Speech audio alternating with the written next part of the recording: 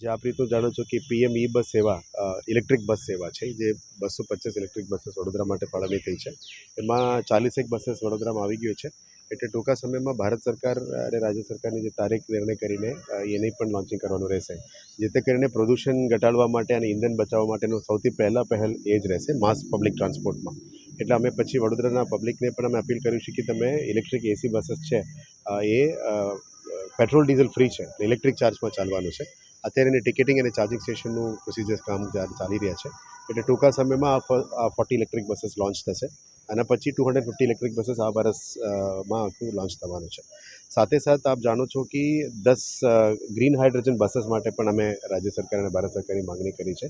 વડોદરા મહાનગરપાલિકા, Gujarat power corporation, energy department અને urban ડિપાર્ટમેન્ટમાં આ પ્રપોઝલ ચાલી રહ્યા છે.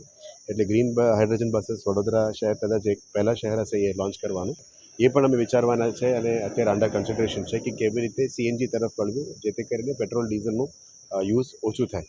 પણ નવું ગાડીઓની ખરીદી થશે અથવા સિટીમાં અલગ અલગ ડિપાર્ટમેન્ટમાં માની લો મિકેનિકલ છે, કેટલ છે અથવા અધિકારીઓ કર્મચારીઓની વ્હીકલ્સ પણ છે.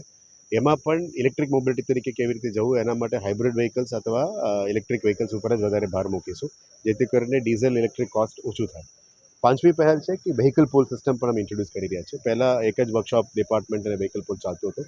હવેથી 4 ઝોનલ વ્હીકલ પુલ વાપરવાનું નક્કી કર્યું છે, જેથી કરીને વ્હીકલ્સનું સિટીની અંદર દોડ પણ ઓછું થાય અને 4 જગ્યામાં જ એનું ચાર્જિંગ ફ્યુઅલ ઇન્ફ્રાસ્ટ્રક્ચર વધે. અને ઇનફેક્ટ આના માટે પણ અમે ઓએમસીસ ઓઇલ માર્કેટિંગ કંપનીઝ અને વીજીએલ સાથે પણ પરામર્શ કરી રહ્યા છીએ. તો ઇંધણ બચાવવા માટે આ બધા તમામ પહેલો છે. અને 6th major is conversion to green energy. એટલે ક્લીન મોબિલિટી પછી ગ્રીન એનર્જી ઉપર પણ જઈ રહ્યા છે, જેમાં ઓલમોસ્ટ 35 મેગાવોટનું અમે ગ્રીન એનર્જી ઉપર પ્લાનિંગ કરી રહ્યા છે. લગભગ 3 મેગાવોટ તો આપણા પોતાના બિલ્ડિંગ્સ ઉપર સોલાર રૂફટોપની પ્લાનિંગ કરી રહ્યા છે.